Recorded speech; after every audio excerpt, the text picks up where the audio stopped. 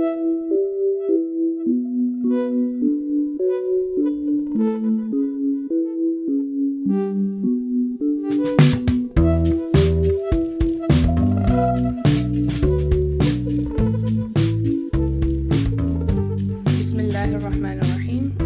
alaikum and welcome back to the Qarawiyyin Podcast. This is your host Sara and I'm joined by two of my co-hosts, Aisha H and Aisha A.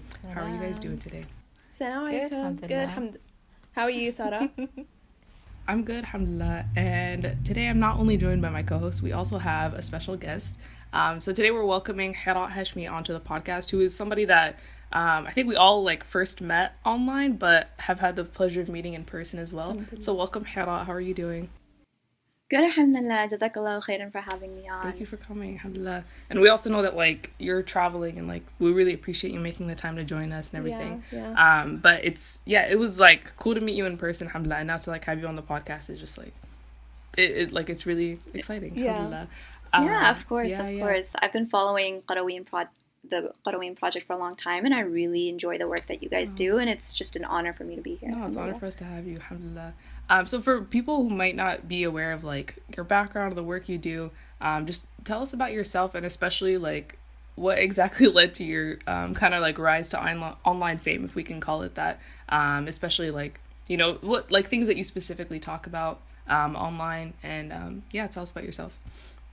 Yeah, of course. I think the one thing that most people would be familiar with is my Muslims Condemn project, and that was really so a few years ago there was a situation I had in class where someone was very aggressive and accused Muslims of being violent and endorsing terrorism, and so I compiled a list in response to that ended up being 712 pages long of instances of Muslims doing or condemning terrorism done in their name. And after that, things just kind of changed for me. I became more interested in, politics and just understanding the situation of Muslims in the West in particular. And since then, I've just tried to be active in different Muslim circles and just engaging people and really trying to educate on what it means to be a Muslim today and what Islam is. Yeah. And I also want to mention that this came after after you posted Muslims Condemn and started talking about a lot of these issues and taking up community platforms but you started along with a group of other people Traversing Tradition. So can you tell us a bit about that project for maybe folks who haven't heard of it? Yeah, so Traversing Tradition is an online publication that really aims to look at different aspects of modernity and different problems that have kind of arisen in the past 2 centuries, and trying to use a different philosophical lens to really get at these ideas and critique them. So we talk about things like feminism, liberalism, secularism, and even kind of leading into the topic today, we have a couple of articles on science and scientism and the issues that are sort of developing that in that field.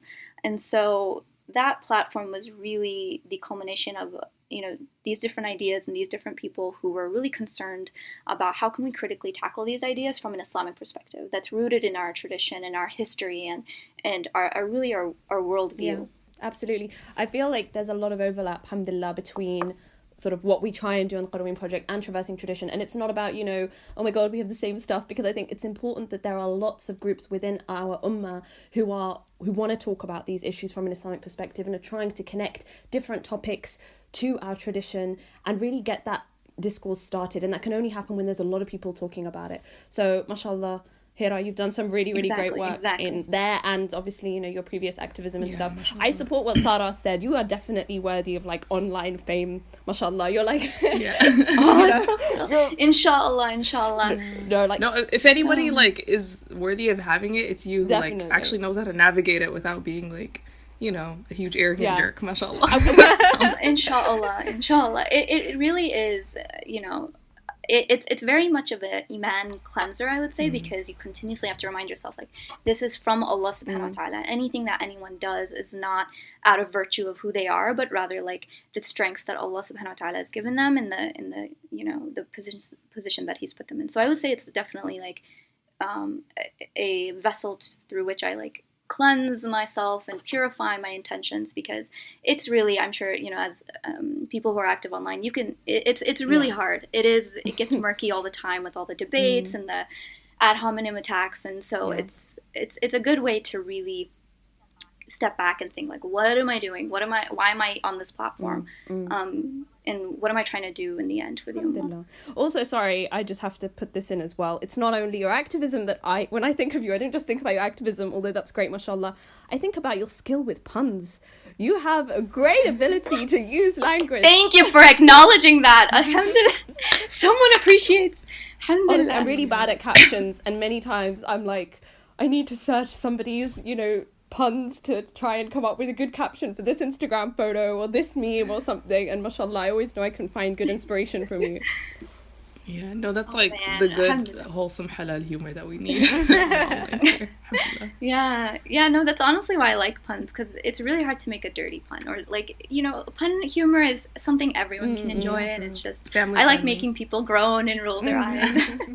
Yeah, also, just to mention about TT again, is that I love the articles and the project in general. I've even used some of the articles as part of teaching modules for training different cohorts of Muslim students and stuff. So may Allah reward you guys for the work you do, and allow the projects to continue to grow. It's it's been cool to also, because I remember when the first article came out, and when you guys first launched it, and seeing how long it's come since then has been really dope, mashallah. But you also mentioned kind of what we're talking about today, which is specifically the topics around science and the moral dilemmas that come with working in science. So can you tell us a bit about your academic background and what you studied and how you became interested in all that? Yeah, so I just majored a year ago, or finished my major, actually. So I don't know how the British system works, the education system, but I got my BA in molecular biology, and then right now my day job is working in clinical research. And I spent the summer at the International Institute of Islamic Thought. I spent a couple weeks there researching. So all the students had to pick a research topic. And this is something I had been interested in a while, which is Islamic bioethics. I, in my undergrad, worked with CRISPR, which is a gene editing technique, on a species of African frog embryos. And that really got me thinking about okay, what are the Islamic ethics here? What is the ethics of, tampering with DNA? And so there, in the summer, I researched a little bit into Islamic perspectives on gene editing. So looking at different fatwas on it, really, what Muslims should be concerned about moving forward. And that kind of followed me into where I work now, which is dealing with these ideas of, clinical research is really heavily regulated in the U.S. now, especially after a lot of, horrible situations that have happened in the U.S. over the past century concerning human experiments. And so being in that environment where we're looking at different ideas within ethics and, the concept of autonomy and consent and justice, and I think these are really ideas that Muslims have a lot to offer in, a consistent methodology through which we can understand what does it really mean to be just when it comes to bioethics, when it comes to using these technologies to help other people's lives. Yeah, and for folks who may have not listened to our previous episode, we are kind of continuing today with this conversation about secularization of knowledge and secularism in academia and how we navigate that as Muslims. And today we really wanted to focus on Heraa's expertise, and also I know Aisha, you have also a STEM background. So delving into this more, I think, is really important, because we talk about it a lot in terms of social science and in the humanities and philosophy. There, I think it's more obvious, the issue of secularism. But Heraa, if we can talk about specifically your academic experience as an undergrad, and did you really have to navigate this issue of secularization? Did it not come up that much, or did you feel it was something that was really present in your academic experience? It was definitely present, but it kind of lurks in the background, because the problem is, or especially in my major, the way that it was constructed is there's a worldview that's assumed. Science is a noble pursuit, and we undertake this pursuit to help other people, and to find truth. What exactly helping other people looks like, what exactly truth means, there wasn't a lot of discussion over that. They don't require, or this program didn't require you to take an ethics course. And so I went from taking courses just about, the structure of DNA and, the structure of the cell, immediately into a lab course that was like, okay, we're going to use this genetic editing technique on these frog embryos. And what really stood out to me was the professor saying, okay, due to undergraduate guidelines on research, we're not going to let these embryos develop past the stage where they develop a nervous system, because that's when they can feel pain.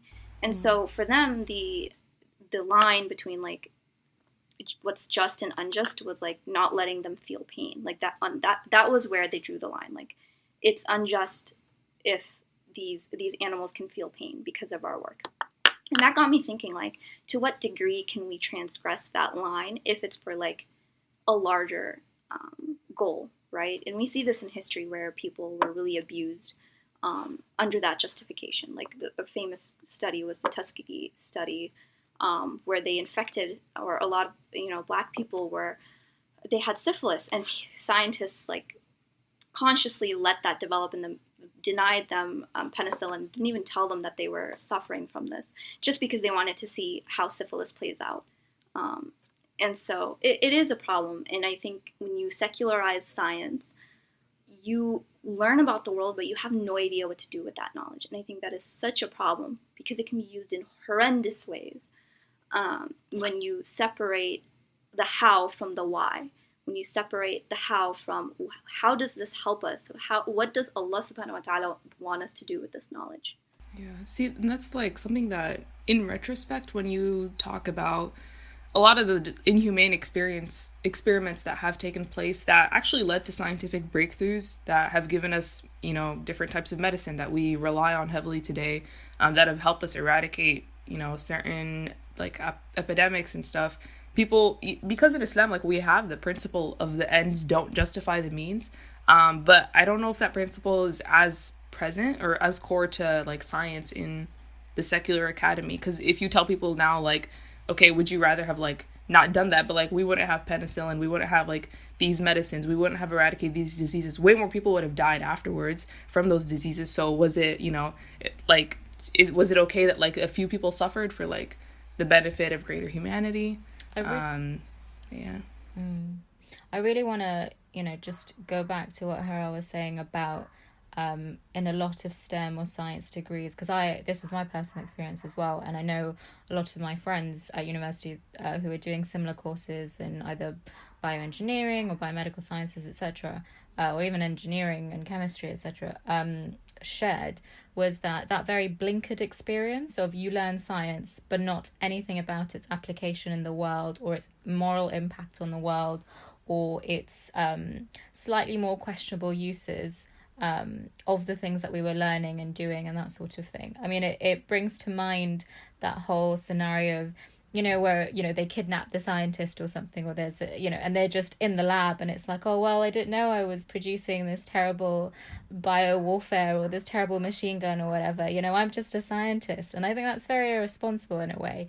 But also potentially very deliberate, because if you had, people in the STEM field or in the science field, like Heraa, mashallah, who's, aware and cognizant of these issues and the impacts and, the ethics and the morals surrounding it, perhaps things like, treating or testing diseases on live human populations wouldn't be a thing that even the scientists would feel comfortable with. I don't know. It's food for thought. Yeah, because did they really not know like what they were doing with nuclear energy? Like, were they just developing it to like power, technology or something? I don't know. You want me to build a bomb just cause? Yeah, just cause, hypothetically. Yeah, I mean... Yeah, and that's such a myth. Oh, no, I'm so no, sorry. go on here. No, go ahead. That's a myth. Today we think of science as like a noble pursuit, and I'm sure many people who go into the STEM field, have this sense of like, I'm going to do good for the world, I'm going to change people's lives. But if you look at it historically, a lot of the developments were undertaken during times of war, and science was used as a tool to oppress, to colonize, and so it wasn't noble in that way. That it was far from noble. Like, if you're using the knowledge that you have to like, you can help your own people, but you're helping them at the cost of other people's lives. then where's the morality in that? Where's the virtue and nobility of science in that?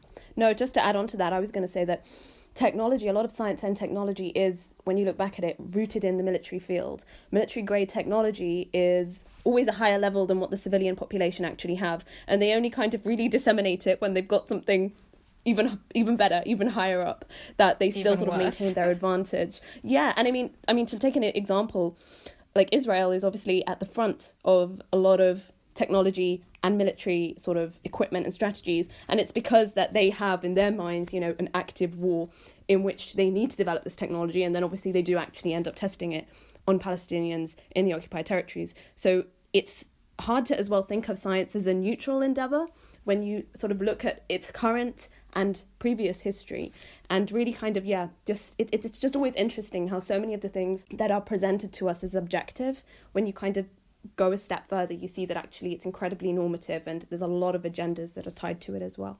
What you say actually reminds me, I don't know if you guys are familiar with Ziauddin Sardar. He's a philosophy of science guy. And he actually has this piece on how this idea of science being ideologically and politically neutral is false, because the people who are undergoing this method of scientific inquiry have their own worldviews, and they have their own paradigms and their own beliefs and dogmas that are even driving the types of questions that they're trying to ask, right? And so it's not like, okay, science is neutral in the way that you use it. And this is something I used to believe, that, you know, this is neutral, and then it's the way that you use science and the way that you use your knowledge that makes it virtuous or not. But even from the get-go, like the methodology that you use is very much influenced by your ideology, right? No, I was just going to say, you see this a million times over in the pharma industry as well. I was recently speaking to a colleague who, before he became a doctor, was working in the pharmaceutical industry, and he was saying, you know, you think medicine especially, oh, it's all evidence-based, you know, we do things by the book, it's only because it's proven that we do X, Y, Z. And he goes, you know, we pay for these trials, and we selectively publish and highlight and under or overemphasize certain things so that we can sell it. It's like, it's a huge marketing ploy, and there's a massive amount of marketing and psychology of like investment, that sort of thing, involved in even what they push to hospitals and doctors and how they sell it. So you think it's this completely impartial, like you said, neutral entity, when really it's not. Yeah, and it's also one of those things that's like, it's very much not just relegated to the academic sphere. Like, you can say with some social sciences that like the discussions don't trickle down as much into the broader society, but with like pharmaceuticals, for example, or even like nutritional science, like for the longest time it became part of like the common sense of society that like fat is bad for you, and like just like replacing, you know, fat with sugar in foods to like still make it taste good but make it seem like it's healthier, and then be able to label it no fat, became so popular. And only recently have like, you know, other studies come out that are like, yeah, actually like sugar is what's killing you and like is really, really bad. Oh man, that reminds me, did you read the NPR piece that came out that actually explained how the sugar industry really pushed for a lot of these studies that exposed how bad sugar was? And like, it was a very political issue where they tried to undermine how, you know, what the impact sugar can have on you, and like kind of pointing fingers at fat. And so it can also be, it's very much intertwined with politics.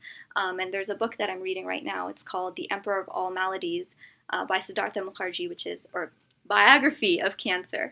And you're continuously aghast at how many steps we could have taken if it weren't for this, you know, ideological, you know, people undertaking this task for some type of personal gain. And the tie that it had with politics and lobbies, and it gets very messy, and it's far from being the noble pursuit that we wish it was. I don't know how like true this is, but I've also heard that even the whole like Got Milk campaign and the campaign to make it seem like kids need to drink a lot of milk in order to, you know, grow properly, and how like human beings are just supposed to like consume milk on a daily basis was, you know, also just like part of a marketing campaign to, you know, on behalf of the dairy industry to like get us to buy those products, and that scientifically it doesn't really hold up. Yeah, but this is true. My family is very into plant-based veganism at the moment, so we've had this discussion many times, and I have to say, with milk, I mean, yeah, for the health reasons, not for the sort of moral imperative about, you know, should we eat animals or anything like that, but it's very true, and, you know, it's all the rage now, I think, as well, because there's a lot of documentaries, especially on Netflix, that are trying to expose this and show how the science has been instrumentalized. I mean, to be fair, a lot of the science in those documentaries is also instrumentalized, so I'm not blanketly endorsing that either. Oh yeah. Wait, but it dude, okay, I'm sorry, I have to, like, what was that documentary that was going around about that was like promoting veganism? I mean, there's so, I think, and like, is it plant-based lifestyle? Is it the? I just remember Food Inc. from high school. That was no, very, this like, was a recent one, or yeah, it was like relatively recent, like a few years ago, and it was okay, like, no, it's not that one. I don't know, dude. It was horribly conducted. Like, I remember people were posting it on social media being like, this is insane. Like, I never knew that, like, meat was like this. And then I watched it, and this guy, like, first of all, the documentary maker is, like, just sucks at his job. And second of all, he doesn't know how to present statistics. Like, he's like, this is, like, 10 times more likely than it used to be. And, like, the original statistic was, like, 0.0001. So now it's, like, 0.001. Like, he just kept, misrepresenting so many statistics. It was so sensationalized. And I was like, I don't know who's paying this guy, but, like, a lot of people are falling for it. And it's, like, that's the thing, too, is that, like, because people are not trained in, like, logic and, like, being able to analyze statistics, which, if anybody is in college right now, please take a stats course. Yeah. Because, like, you'll see all the ways to manipulate stats. Like, it's not just pure numbers and, like, absolutely. Probability and everything. Like, it's so easy to manipulate these things and, like, make it seem like something is a much bigger issue than it is. But yeah, sorry to interrupt you. No. But, like, it's true. I just remembered it and, like, how mad it made me when I watched it. And I was like, everyone's becoming a vegan because of this. And, like, it's all like pseudoscience. Yeah. No, it is true. You have to be careful. But back to, like, this is a question that I've thought about a lot, which is that, like, people kind of act like humanity just develops over time. Like, we just keep progressing in terms of technology. And it's just, like, a natural thing for humanity to keep progressing. And that it is, you know, like, it's ideologically, like, it's void of any ideological pursuit. It's just the technology develops because, you know, we kept doing experiments and, like, I don't know, apples kept falling on people's heads, and then we use that technology somehow. But I think like, what you guys are saying is probably much more accurate, which is that, you know, people had a certain goal, they developed a technology that would help them reach that goal, and oftentimes those goals were not so noble. But then, was there, like, a point in time when that, you know, like, secularization helped remove the ethical part from science, or that it like started to steer it in, like, a less ethical direction? Or, you know, I wonder sometimes, like, if the Islamic world had continued to be at the forefront of, like, producing technology, would we not have a lot of the technologies that we have today, and would we have different ones? But yeah, food for thought. Yeah, when I saw this question on the list, I wanted to do a little bit more of a deep dive, and I actually have a minor in linguistics, so whenever a question like this comes up, I try to really get at the terms. And what's really interesting is even the word scientist is a very recent construct, and it wasn't, like, coined until 1833 by this guy named William Whewell, I believe. And before this, the term was natural philosophy. Like, Isaac Newton wrote a book called The Mathematical Principles of Natural Philosophy, right? And even, like, when you look at Ibn Sina and other people in history who have invented so many things and done so many great things for the world, they were considered polymaths because there really wasn't this distinction between, you know, science and philosophy, right? This was just a way of looking at the natural world. And, you know, that distinction kind of came later on, really during the 19th century. And that's when you really start to see the phrase religion and science. And there was, like, these two guys, I believe one guy was the founder of Cornell University, and he published this book called A History of the Warfare of Science with Theology and Christendom. So this conflict thesis where religion is diametrically opposed to science, like, these are very modern constructs. The term itself is a very modern conceptualization. And historically, you know, I haven't done too much reading on, you know, the history of science in the Islamic world, or even, you know, in Europe, you know, and sort of the conflict that they had with this church and Protestant Reformation. But I know that one narrative that really irks me is the whole Islamic Golden Age was happening, and then Imam Ghazali was, like, the sole person who caused the downfall. Yeah. And you see this peddled by people like Neil deGrasse Tyson, who's like, he was anti-rationalist, and the Muslim world was really flourishing because they were learning from Greek thought and Greek philosophy, and then Orthodox, quote-unquote, Orthodox Islam, and one guy called the complete downfall, which if you read his, Tahafut al-Falasifa, it's like, my Arabic's not great, by the way, but if you read that book, he's very clear, like, he's not against mathematics, he's critiquing this one idea of the philosophers, and so people don't have this nuanced idea of, like, it's not a linear progression of not enlightened to enlightened, right? It's very much, it's not as clear, what the reason is that, Muslims weren't able to, come up with these new ideas. And it's a very Orientalist narrative that really seeks to put Muslims in this position of, we are, the West is inherently superior, when that's not the case at all. Yeah. I think it's almost, I've seen this narrative as well recently, and I feel like it's almost an appropriation of the Western and European historical experience, where they had this big schism between the science, the church and science, and they weren't able to reconcile that until they sort of started laying down the foundations of secularism within sort of the Enlightenment period, and ultimately putting rationale and scientific method above all. Whereas this is not something that we as Muslims had sort of within our tradition, as you've said, sort of to characterize Al-Ghazali as that is very inaccurate. And also, I feel like it's something you don't even see in other cultures. The relationship between qualitative and quantitative methods of looking at the world is very different. And even if you I was like reading up on Chinese philosophy and Confucianism, and generally depictions of Confucianism consider it to be very anti-science, simply because they didn't have an equivalent scientific revolution. But ultimately, they did contribute to medicine, astronomy, and mathematics. But because they didn't adhere to the scientific method per se, or have it be as pervasive or influential in their perspective on everything, it's just kind of put to the side and rendered that, oh no, they didn't believe or they didn't consider or have any imaginations about this at all.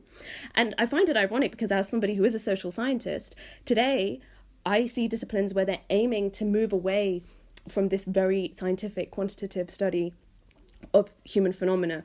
And you see sort of disciplines like sociology and anthropology trying to acknowledge the layers of social interactions beyond just treating everybody as rational individuals, which a kind of more economistic approach would consider them to be. So we really need to get out of our heads that this is the ultimate ideal and the only way in which we can judge the world around us.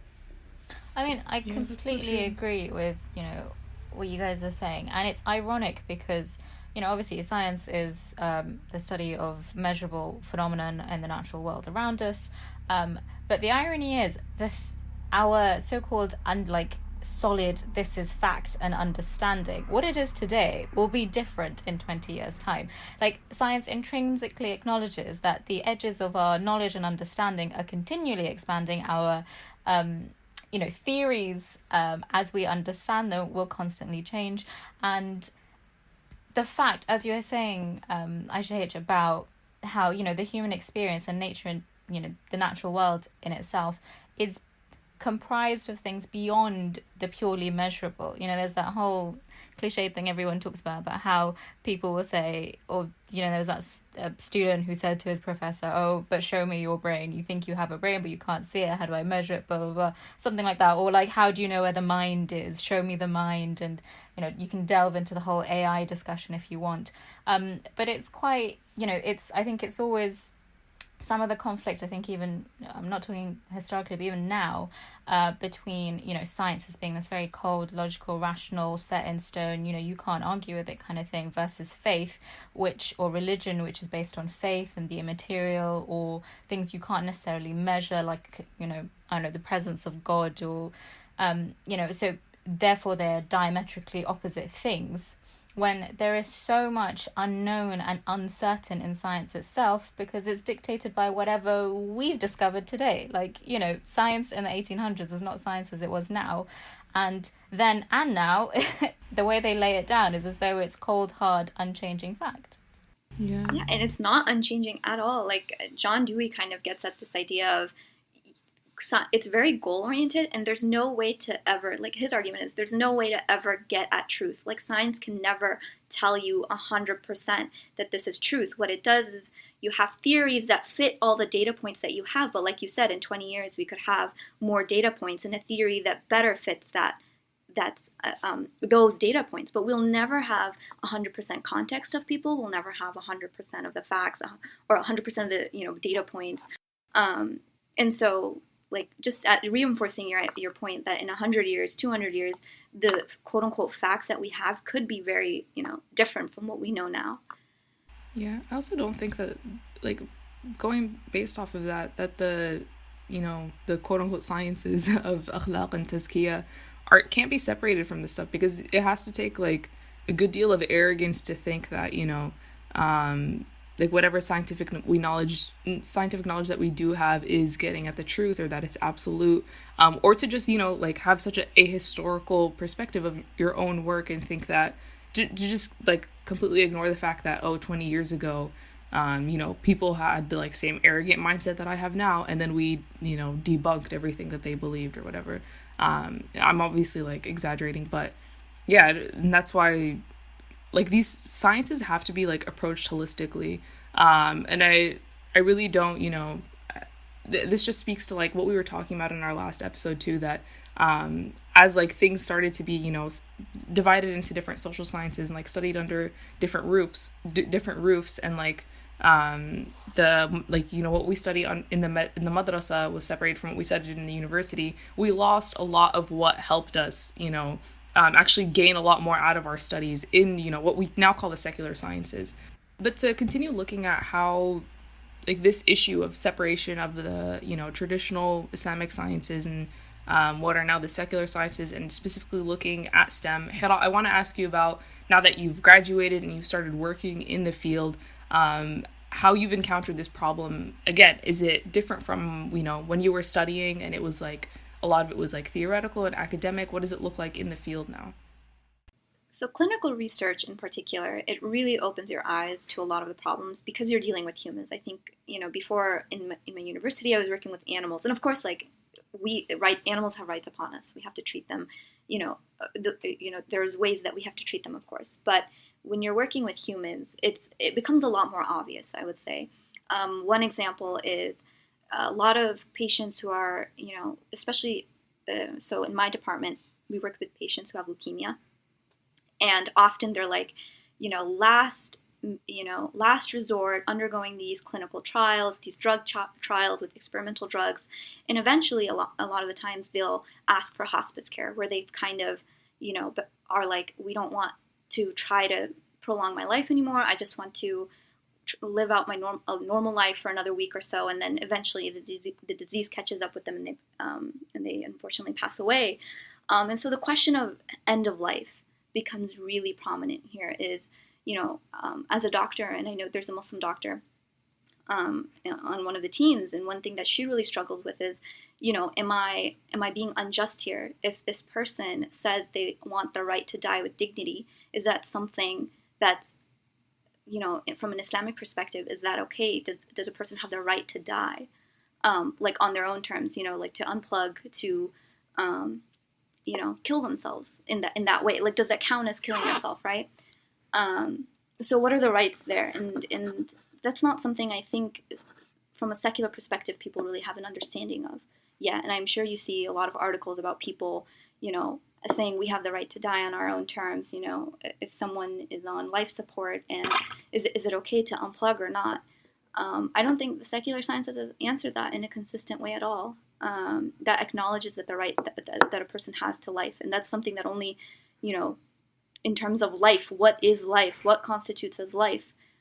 That's something that's very different from an Islamic perspective, right? We see the body as something Allah subhanahu wa ta'ala has gifted us, and the body has rights upon us, right? The body is not ours to keep. And so that's where you see, especially in clinical research, when you're dealing with people who are very close at the end of their lives, that's a place where I would say that's made very clear, the division between, what a secular paradigm of this approach offers versus an Islamic perspective. Yeah, I'm curious to know whether, because maybe like this issue of end of life, first of all, do you think it's a new issue in that it didn't exist historically? And like as a result of that, Muslim scientists and Muslim scholars have not, come up with like a good answer to it.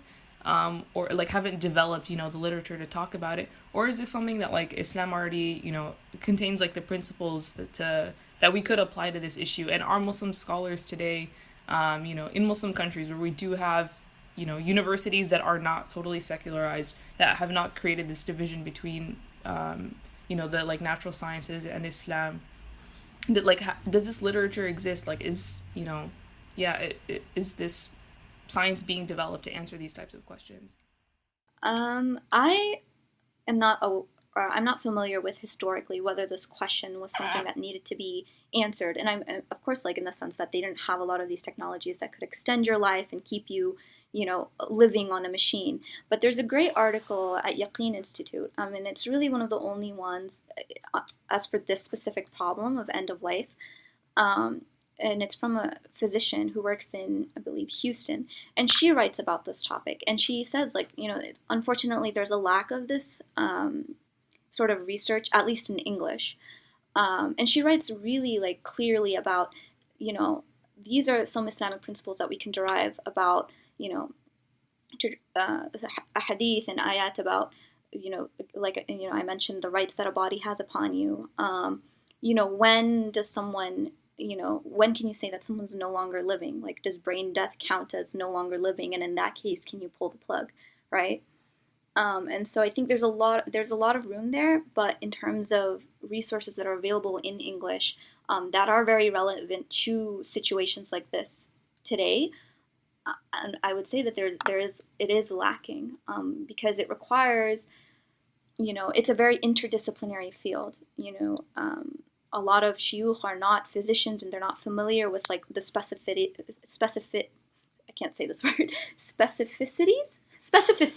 They're not familiar with a lot of the specificities of like different terms, you know, a disorder of consciousness. What's the difference between a coma versus, you know, being someone who's like brain dead? Like, there's differences there, and the ruling would change depending on those situations. And then you need and then physicians on the other hand aren't aware and usually aren't trained in the Islamic sciences, right? Where they can come back and say, oh, these are the principles that we could probably derive a ruling out of. So it's hard because you need a lot of collaboration on that end. And we really haven't seen that yet. And we haven't seen people taking the time to really, you know, look at these problems. And I know, alhamdulillah, there's been some institutions now, like there's at University of Chicago, I believe Dr. Asim Fadela is leading this initiative on Islam and medicine. You have the SILE, is the Center for Islamic something in ethics. It's Doha, and it's in Doha in Qatar. And they have an entire center that's dedicated to bioethics. So this is, people are realizing the need for this. And I think that's Muslims, whether you're in science or not, really kind of have to think about, you know, these are real modern problems and we have to have solutions for them. Because it's impacting our ummah, it's impacting the way, sometimes it's impacting our iman. You know, these are really serious issues. And alhamdulillah, there have been initiatives, but I do think we need to really, really, you know, ignite that passion and that, you know, understanding of this is a serious problem. I completely agree. I think, I mean, man, does it make me wish we were the polymaths of yesterday, in which not only were they like massive like scholars and students of Quran and Hadith, but like, hey, I'm a doctor on the side and an astrophysicist, like, you know, just saying. But as far as end of life, you've touched on a really important one, and I think a really unique one, especially in the hospital setting. Because obviously, I, especially now that I'm on a geriatrics ward, bump into this matter quite a lot. And I think end of life is particularly interesting because it deals with the ghaib. It deals with things like, is there an afterlife? Is there, you know, a soul? Is this person still alive? You know, you were talking about consciousness, things that we can't necessarily or scientifically yet measure. Right, so there's no, you know, how do you define the parameters of death, especially as you were saying, you know, when we've got so many high-tech ways of keeping the body going despite you being there. And, you know, there have been archaic experiments where people, you know, had a body on a weighing scale and measured it a second before and after death, or weighed it rather a second before and after death, and, you know, came up with the weight of a soul as being, you know, however many pounds, I can't remember what it was. But, you know, alhamdulillah, it's great that there is this interest in really looking at where, you know, this end of life issue, because as you said, obviously it will one day impact all of us, not necessarily in a hospital setting, or whether it's, you know, in, you know, just in our own homes, but also because obviously as a physician you come into contact with people from all sorts of faiths. It really tests and questions, you know, what are your understandings of what's coming after this life? Is it worth living in this life in whatever state that you're in? You know, do you get to say what are the rights? Like you were saying, in Islam it's very clear what the human body, you know, is a loan to us basically from Allah subhanahu wa ta'ala, but you know, different religions and different societies view the body very differently. And you know, if your heart stops, full stop. We're not going to try, you know, support you or ventilate you. And like you said, it raises a lot of moral and ethical issues, and if we're just scientists, quote unquote, without any sort of foray, or like without acknowledging that, you know, science is part of the natural world and it's made up of beyond just measurable things, we will fall down in a lot of these areas. I think that's like just that's at the crux of the abortion debate, isn't it? It's the different understandings of the body, and rights over the body, and like from our understanding, even our own body is not, you know, ours to decide what we do with it. It's not up to us to decide like how we cover, you know, like, and I'm not even talking about like rights as determined and you know, given by the state, but just like our understanding of like our relationship with Allah, and like understanding that like whatever commandments he has given us, that's where we get our idea of rights, and like the realm of, you know, what we are allowed to do, what we're not supposed to do, what we should do, and all that. But yeah, that's like, it's a really, like, you see how immediate that becomes, or like the really immediate way in which that manifests is which like literally souls are being killed in the process of, like, you know, people trying to figure out and like trying to find like, is there a common ground in our understanding of this? And you see so much like where the like scientific rhetoric falls short in figuring out this issue, because it's like you know, all these, the discussions are about like, how soon does the, you know, embryo feel pain, like what Heraa was mentioning about like your research in college, whereas for us, like, that's not even why we, you know, have certain like fiqh rulings about like when abortion is allowed and when it's not. Like, that's not part of the you know, the illah for like why that ruling exists, you know. So we're approaching it from like a completely different, you know, just like understanding of like what you know, what is the body, like who has rights over it, and then like what does it mean to have like another soul inside of you, and like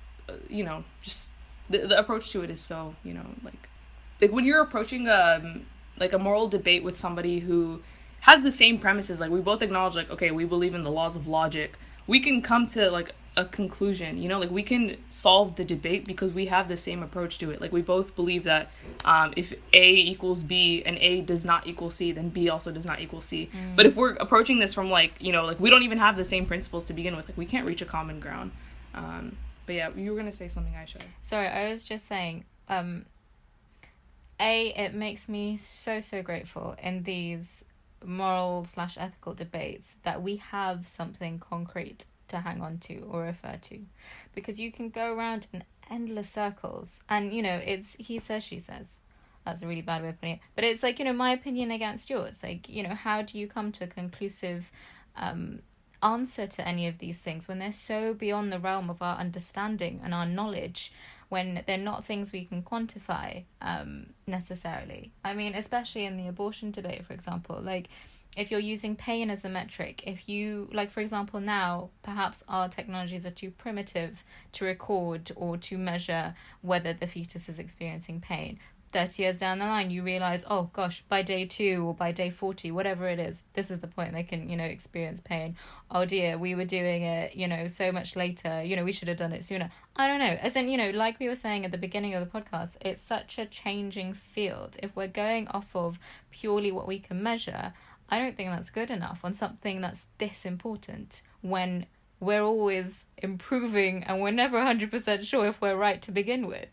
The abortion debate is particularly revealing in the and how short these premises fall. And because the pro-choice and the pro-life camps, neither of them are what you can call like 100% Islamic, right? And one side values autonomy as the highest good, whereas the other side values life, and it quantifies, a lot of, people who take the pro-life stance, even within that own camp, there's disagreement over when life starts. Does it start from conception? And so even within like quote unquote secular paradigms, even among themselves, there is so much discrepancy and like various camps that you can see, and nobody really has an objective measure of saying, oh, this is the highest good. Whereas in Islam, there are different levels of, something can be impermissible and something can be makruh, but like makruh is still a little bit better than haram, right? And that's like an oversimplification, but an example of, we have that grading system in Islam, and we have these scholars who can really look at things from a nuanced perspective and say, okay, well, like this precedes this, but this overrides it. You know what I mean? Like we have a consistent methodology, even if it varies between schools. That methodology and that like deriving it from the Quran and Sunnah is consistent. Whereas in this, in the field where how it looks like now, and you see this especially in the abortion debate, it changes. Like 30 years ago, the way abortion was looked at is so different from the way that it's looked at now. And it's so inconsistent, and it can get really frustrating. And I echo Aisha's sentiment that it makes me grateful to be a Muslim, that I do have like a solid way of looking at things and approaching things. Yeah, absolutely. Because having that concrete system, it gives us the premises off of which to go to, come to conclusions about these issues. Like we have a system of maqasid, or like objectives of the Sharia, in terms of like what are actually our goals, like what do we consider the highest goods, and like maybe different scholars will have different gradations of them, but it's relatively consistent throughout the Sharia of like what the objectives are with certain laws and everything. Whereas even if scientists do make the claim that they're making their determination about issues like abortion based on like pain and whether or not physical pain is being experienced, they're not even consistent with that throughout like all the things that they do. Like there are other things that like scientists will do, and like it causes you to experience some pain, but they just determine that like, okay, there's some like higher purpose that it achieves, that pain is worth going through. Even stuff like, I don't know, off the top of my head, like plastic surgery, like you suffer to like and I'm talking about it like just from purely like a cosmetic standpoint. Like it they're not consistent with that like principle throughout. But I want to also like ask you again, Heraa, because we're talking about like, okay, how does this actually like immediately impact us, as like in terms of how you've had to approach your work, not just talking about like the like moral dilemmas, theoretical standpoints, but just as a Muslim who works in a lab, is there like, are you first of all regarded as somebody who is coming in with something that like doesn't really fit in the scientific sphere, like, oh, how is she gonna walk in here with her religious beliefs when that like contradicts all the work we do and like the like just like fundamental stuff that we believe? Do you like encounter that just like in your day-to-day experience working as a scientist who is Muslim? So I would say this was actually more prominent when I was working as an undergrad, because now where I work is more of a formal work environment, and people don't really give you too much trouble. But I remember when I was an undergrad, and there really was this idea of like, there's no place for God in the lab, right? It's a very interesting thing to see. And I remember one of my mentors and we went to this, like there was like a women in science lecture, and they talked about, in the speaker was like, oh, I'm a Christian and I'm a scientist, and she was talking about all the struggles that she goes through, like with people accusing her of being a creationist and all of this stuff. And there really is an underlying presumption of, you cannot be a scientist if you believe in God on like a logical, rational level, right? They kind of view faith as like, okay, you have it in times of trouble, you have a belief that lets you, like a cultural artifact. It's an anthropological thing. You have this belief, it keeps you grounded whenever you're feeling down, but there's no really rational element to it. There's no logical element to it, and there's no element of it that can ever like really seep into the work that we're doing. It's a safety blanket when you're troubled, but not really good for anything else. Exactly, exactly. And it was so interesting because the lab I worked in was a behavioral neuroendocrinology lab.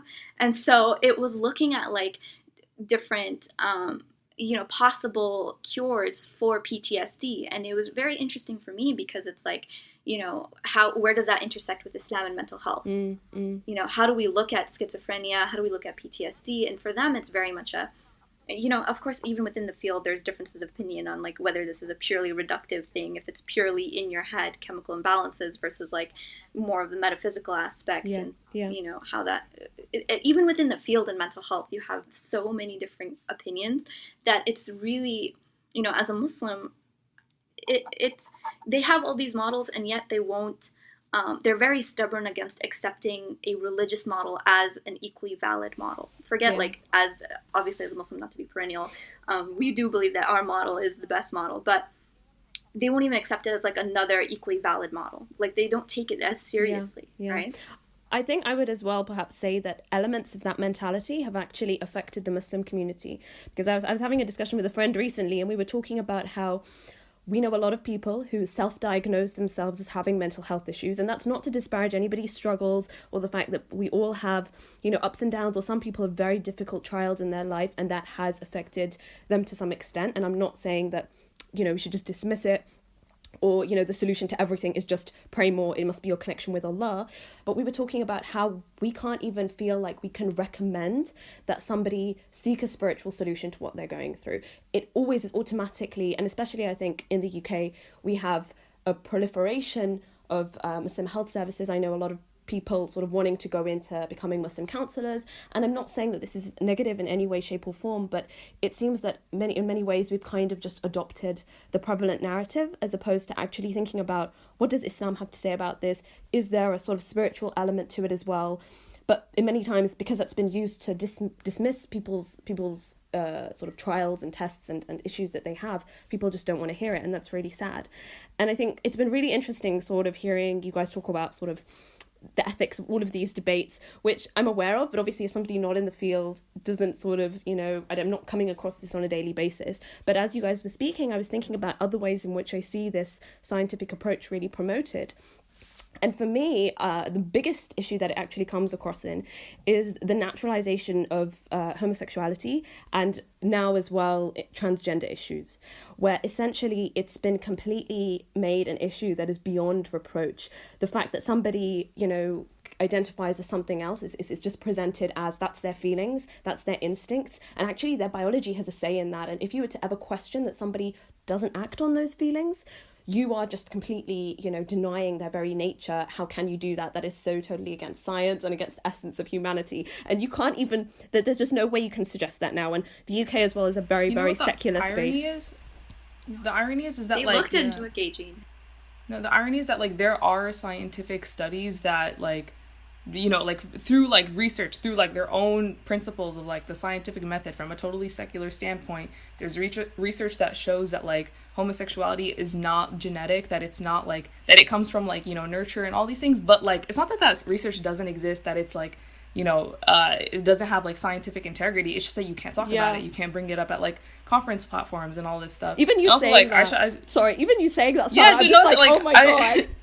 No, and the thing is people also don't get that me saying that has nothing to do with my own I don't have personal issues with anybody who does believe that these things are genetic or whatever. I don't have any deep ideological it doesn't make me angry when I see somebody who is homosexual or it has whatever, has these beliefs. It's not coming from a place of me really having a crusade against it. I'm just looking at if I take my own principles of my own epistemology, which includes wahi, it also includes rational principles, it includes observational, what we can deduce from the scientific method, from measuring things. If I take all those principles and I approach this holistically to the best of my ability, I'm not saying that I have a perfect approach to it, but this is what I see, and I see a lot of inconsistency.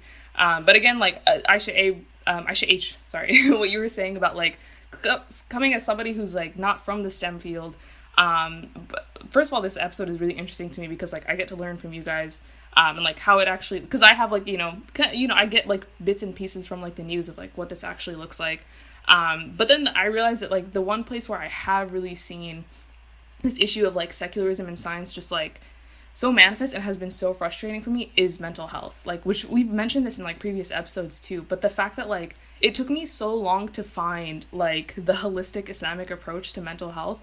And I don't know, I tweeted about this. I don't know if anyone here follows me on Twitter or anybody listening, but like what I found really helpful was when I read this book by Sayyid Naqib al-Attas, which is like, it's called Prolegomena, the Metaphysics of Islam. It's hella dense, and like I've struggled to read it. I don't know if I've mentioned it on like a previous episode, but he talks about like the nature of the self and like the relation. He provides a framework of like the body, the soul, the mind, the aql. He goes into it like very deeply. He brings all like so many examples like from the Quran, from ahadith to like, you know, support this framework. And it finally made sense to me that like your mental health affects your physical health, affects your spiritual health, and like one being in pain is probably, it's going to spill over into like one of those other areas, and holistic health means approaching all of them. So like when I kept seeing Muslims pushing like the secular mental health standpoint of like, you know, dua is nice, but like you need antidepressants, you need therapy, and you need like, you know, the regular like, I don't know what it's like technically called, like psychosocial therapy, just like regular counseling that you would get, you know, from like your university counseling services. And I was like, that's maybe one piece of it, but you're like, a lot of people are still, you know, mental health in the Muslim community is still a big issue. And like there are some people who are trying to approach it from like the integrated Islamic psychology standpoint, but in terms of like, at least what I've seen on college campuses, it's a ton of Muslims trying to adopt the secular approach to mental health and like getting really angry at Muslims who try to bring in like the holistic Islamic approach, and telling them that like you're making this an issue of like people's iman, and like you're hurting people's feelings because like you're telling them, you know, it's actually that your iman is weak. And it's like, that's not the issue.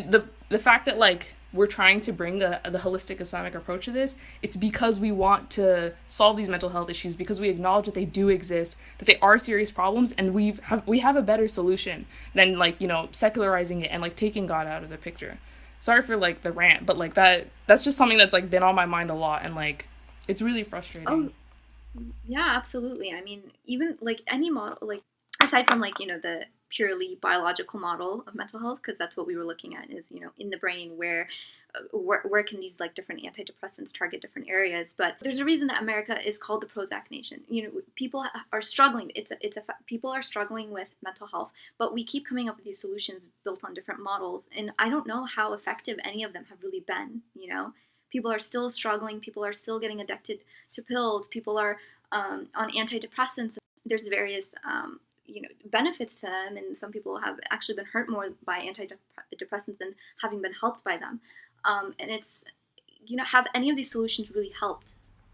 I'm going to jump in really quick, and I so wish, I've got a friend, mashallah, who is, in my very humble opinion, brilliant Muslim, and also going into the field of clinical psychology, and it is, you know, one of the very few BME Muslim hijab wearing, you know, females in that field. So mashallah, you know, either we're going to get her to write an article or get her on the podcast one day, because I, you know, would love to hear what she's saying. But just from my limited knowledge of psychology and the some of the treatments and the methods we use to help people get out of it, one of the common ones that we use here in the UK, I'm sure in the US as well, is CBT, so cognitive behavioral therapy, which is the for the more common or slightly simpler diseases like or difficulties like depression and anxiety, not so much schizophrenia and psychosis. It's the idea basically that your thoughts, behaviors, and emotions are all linked, and if you tackle those 3 points of the triangle, you should hopefully lift yourself out of either your anxious or depressive state, or find ways of coping with these thoughts that are constantly assailing you. Now, even in my own personal life, alhamdulillah, I've been very blessed that I've never truly suffered with clinical depression, you know, or anxiety to that extent.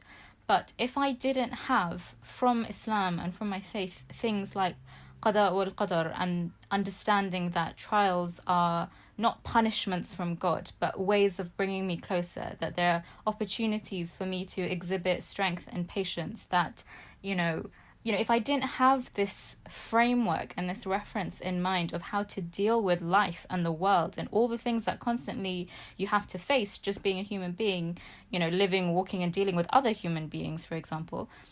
I mean, I'm surprised that we're not, I'm not surprised that most of us are nervous wrecks going around, because if you thought, and I think this is really a prevalent behavior or idea that's being pushed in society, that you are completely autonomous and that you have complete control and you are essentially lord and master of everything you do, and you can impact these things. Like, just knowing that there are certain things that, like for me, for example, when I have a bad day at work, knowing that I've done the best that I can, Allah will judge me based on my efforts and my intentions. There are certain things out of my control, and Allahu Alam, I can make dua, I can relying on this way of looking at the world versus, I don't know why I'm getting out of bed in the morning. I don't know what the point of living this life is. I don't know where I'm going to go when I die. These are really bleak things if you don't have an understanding of where we've come from, what the point of this life is, and where we're going. And I think, divorcing itself from religion or any sort of idea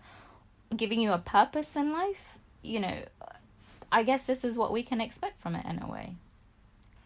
Yeah, and also, nothing you said about, having that, like, Islamic conception of things like, decree and, like, versus, like, free will and everything. None of that contradicts the fact that, like, therapy is helpful sometimes. Sometimes antidepressants are needed. It doesn't contradict any of that. It's just another piece of the puzzle when it comes to mental health. It's so multi-pronged, and it's so...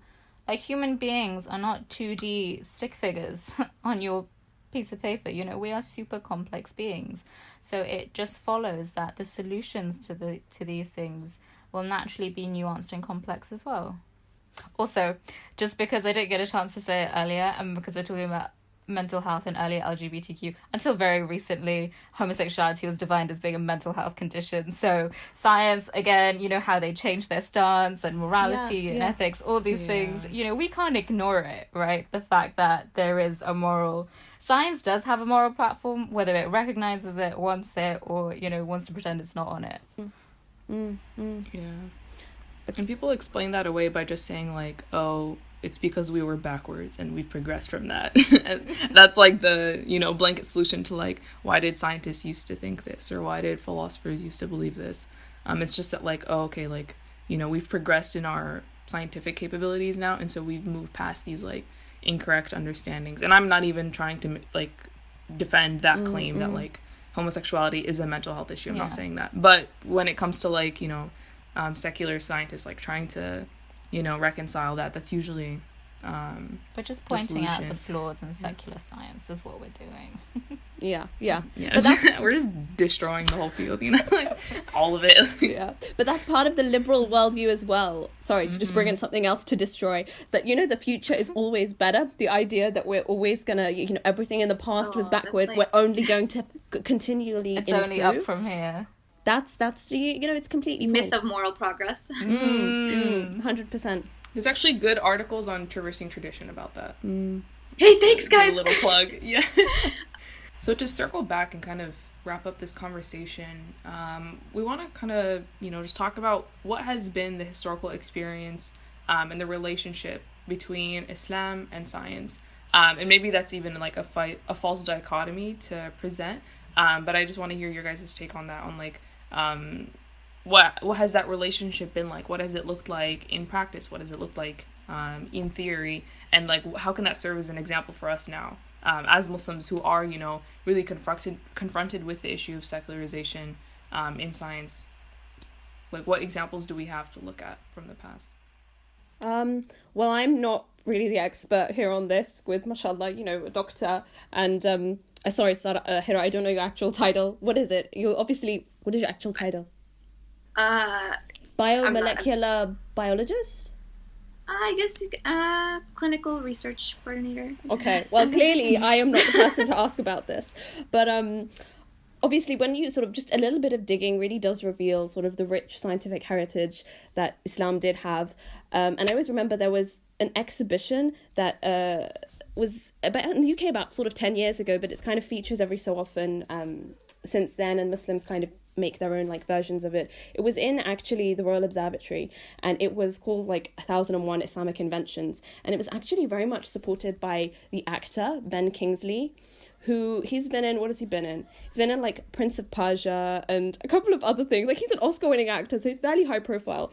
And basically it was like a bit of a campaign to sort of have British schools talk about the legacy of Islam in what was typically the Dark Ages. And actually there's a really cute video if you just YouTube it, 1001 Islamic Inventions, in which he kind of like this video where like there's these kids from a school, they come into like the museum on like a school trip, and then he's the like the tour guide in the museum, and he takes them into sort of one section of the museum, and then he kind of transforms into a very stereotypically Orientalist Arab guy. Yeah, I think wearing, I've seen this actually. Yeah, wearing like a turban and stuff. But then what happens is it's kind of like, you know, they have I don't want to say ghosts, but like a reenactment of various Islamic philosophers and scientists speaking to these like British school kids and saying, I made this invention and I did this and that. And it's just like amazing in terms of showing, like trying to really actually relate those two aspects, which obviously in a lot of people's imaginations they're just completely not aware of. So there is, alhamdulillah, like greater awareness of this now. But often it's relegated to the past, and, you know, mashallah, there's a huge amount of Muslims in science, and I think it would be really nice, you know, if we saw more people like, mashallah, Heraa and Aisha and other people, as we're talking about, who've written articles on this at Yaqeen and TT, sort of engaging with this and trying to sort of independently research and think about how Islam would address these scientific issues, sort of hailing back to that heritage, because we really have the advantage in this regard. I think historically the relationship between Islam and science has always been a strong one, not least of all because Allah subhanahu wa ta'ala himself says repeatedly in the Quran to contemplate upon nature. For example, in Surah Al-Imran, Ayah 190, he says, surely in the creations of the heavens and the earth and in the alternation of night and day, there are signs for the people of wisdom. And he continues to say, who remember Allah standing and sitting and lying on their sides and ponder on the creation of the heavens and the earth and say, our Lord, you have not created all this in vain. We proclaim your purity, so save us from the punishment of the fire.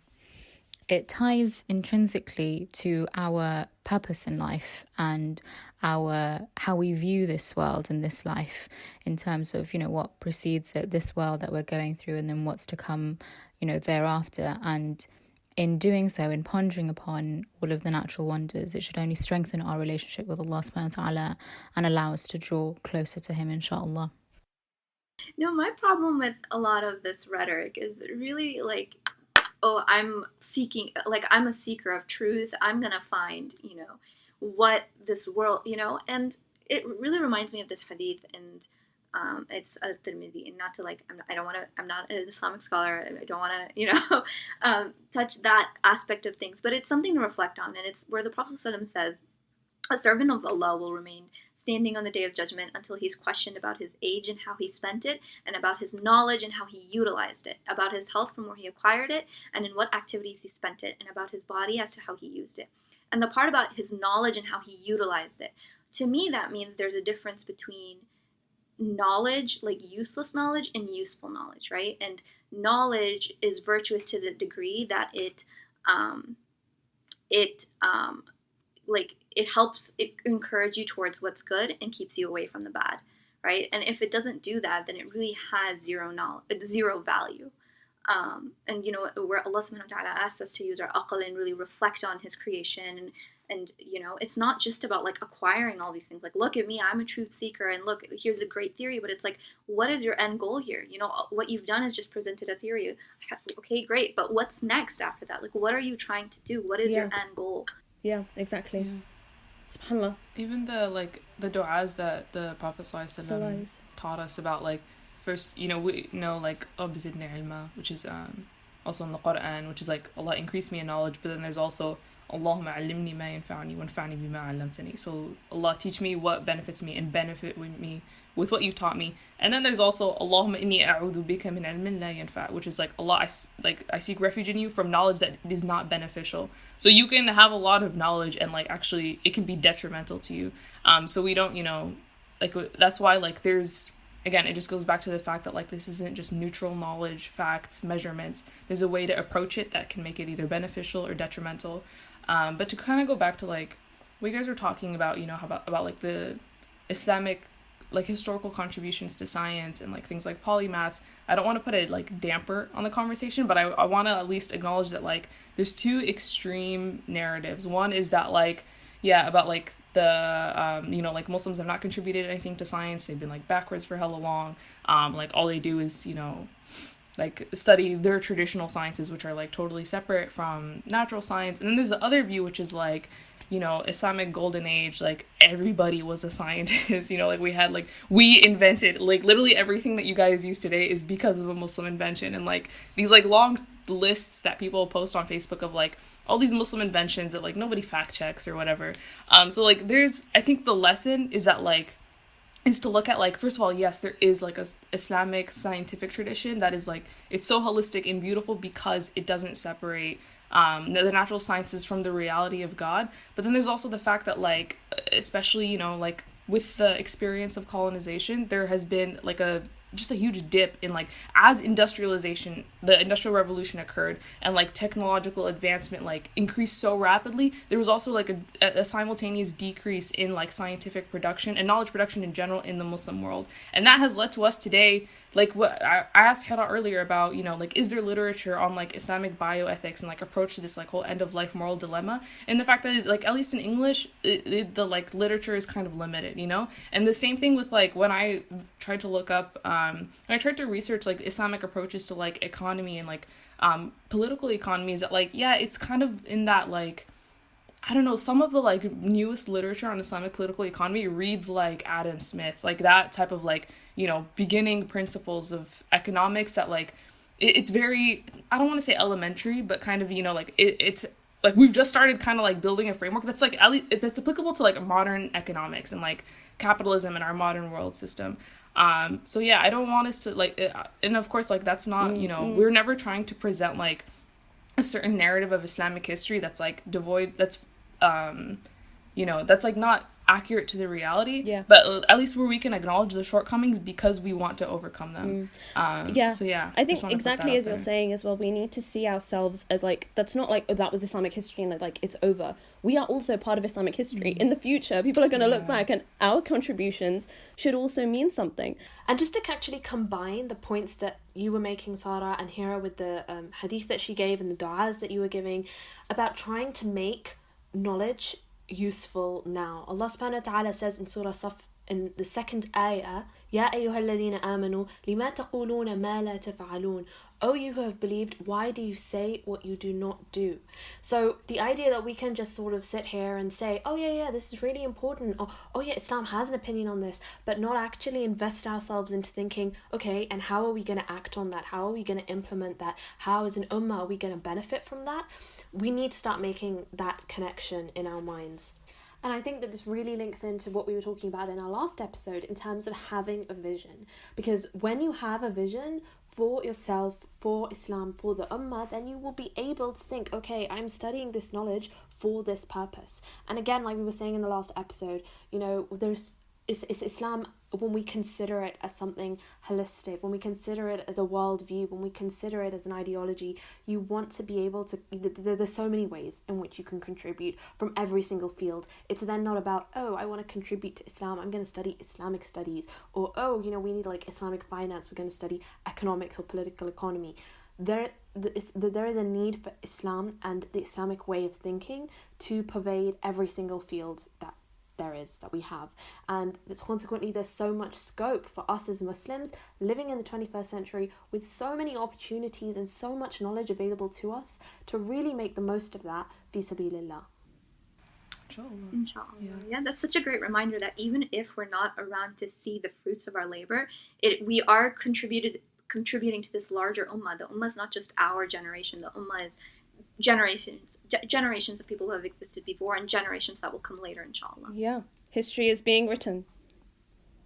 Alhamdulillah. Yeah, I always think about like Karl Polanyi, who's like just like a like really yes. I see Aisha like cheering because like see, like someone we read in political economy who's like a pretty popular political economist now. Nobody knew who he was when he was alive. After he died, people discovered his books and were like, oh, this guy's making some good points about like, you know, kind of the like problems that come at like the root of capitalism and everything. So like we never know what our contribution will be. But yeah, this has been like a really interesting and like just enlightening episode, alhamdulillah. But Heraa, if you have any concluding thoughts, and also if you can just let people know where they can find your work on social media and everything. Yeah, alhamdulillah. I mean, you guys all said it best, and I think we ended on such a great note where we're really trying to encourage people, don't just have the intention of being a doctor, engineer, lawyer, or going into the humanities, but really think about like what contributions can I make to this field that are going to ripple for the rest, for generations to come from, an Islamic mindset, from, this confidence of we know we have this confidence in Allah subhanahu wa ta'ala, we have this confidence in His guidance, inshallah. In terms of my work, so because I've started working, I'm not as active anymore, but I do hope to continue writing on TT and other platforms about, specific issues of bioethics. So like transhumanism is a great topic that I'm really starting to get into, and genetic editing, especially since that's sort of where I really like to do research. But they can find me in my writings at traversingtradition.com, and also I'm pretty active on Twitter, so at Heraa. Inshallah. Yeah, and we would love to have you back on the podcast again to talk about like this and also like more specific issues within the field, like transhumanism, which is so interesting, but also anything else, So alhamdulillah, with that, we'll go ahead and wrap up. People can find the Qarawiyyin Project's work on our main website, which is qarawiyyinproject.co. We're on social media. On Twitter, we are at Qarawiyyin Proj. On Instagram, at Qarawiyyin Project. And on Facebook, we are the Qarawiyyin Project.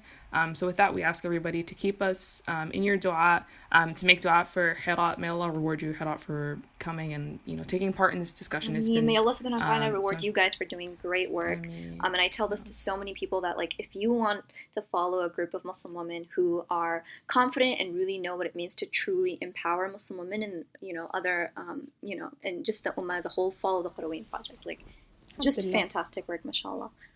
No, we're like we never claimed to be like authorities on like yeah, of course, even same, like we don't, we're all learning. Yeah, like we're like learning as we go, and we just like it's nice to like have a platform to invite people like you to be able to talk about this, alhamdulillah. But yeah, it was great to talk to you guys today, alhamdulillah, and inshallah we will see you all well, I'll see my hosts at least. I'll see my hosts on the next episode, inshallah. And we'll talk to, our listeners on social media, inshallah. So everybody take care. Assalamu alaikum wa rahmatullahi wa barakatuh.